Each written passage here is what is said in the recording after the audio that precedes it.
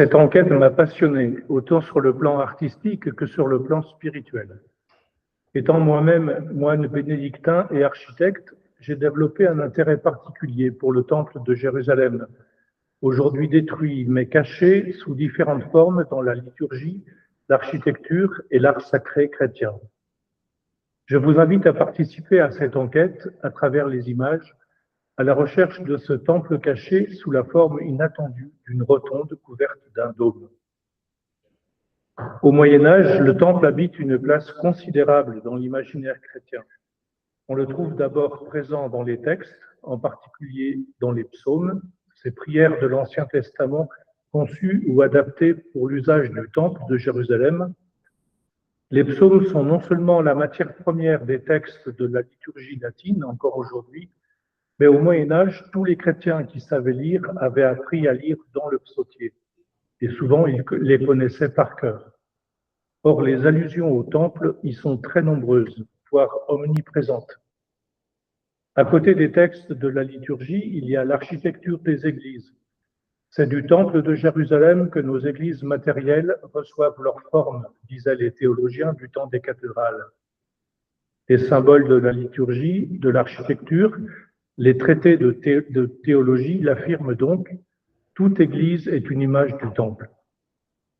Il était donc tentant de rechercher la présence du temple dans l'art sacré occidental.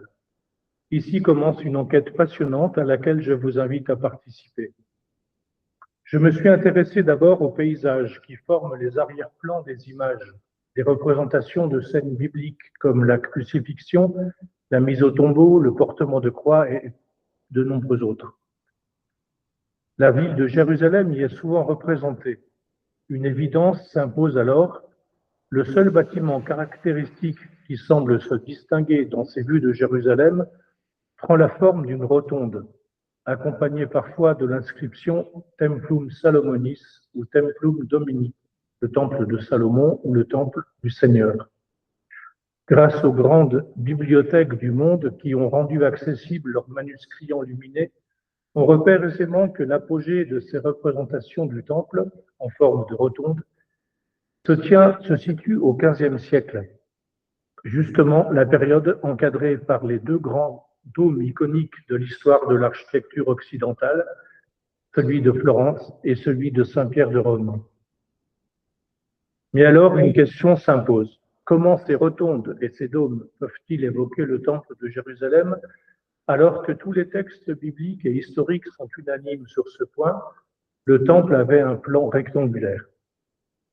La clé se trouve dans l'interprétation chrétienne de l'actuel dôme du rocher, qui se dresse à l'emplacement du temple détruit, et qui, de manière constante depuis le XIIe siècle, est appelé par les chrétiens Templum Domini ou Templum Salomonis.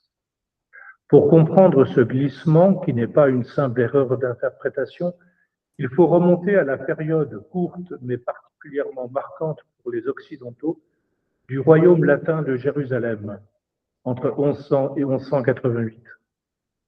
À travers l'étude des textes de la liturgie de Jérusalem et des témoignages des pèlerins, nous pouvons nous rendre contemporains des stupéfiantes liturgies qui se déroulaient dans et autour du dôme du rocher. De ce voyage dans le temps, vous reviendrez sans doute comme moi, convaincus qu'à la fin du Moyen Âge, au seuil donc de la Renaissance, un bâtiment en forme de rotonde et couvert d'un dôme était une claire allusion au modèle de toute Église, le Temple de Jérusalem. Inconsciemment, l'imaginaire occidental a donc tissé des liens cachés mais très solides entre le Temple de Jérusalem, le dôme du rocher, et les dômes chrétiens iconiques de l'architecture occidentale jusqu'au Capitole de Washington. Il est piquant de souligner qu'à une époque où plusieurs nations se radicalisent sur la base de questions religieuses, le symbole architectural de l'Amérique trouve donc son origine dans le premier monument musulman de l'histoire, le Dôme du Rocher.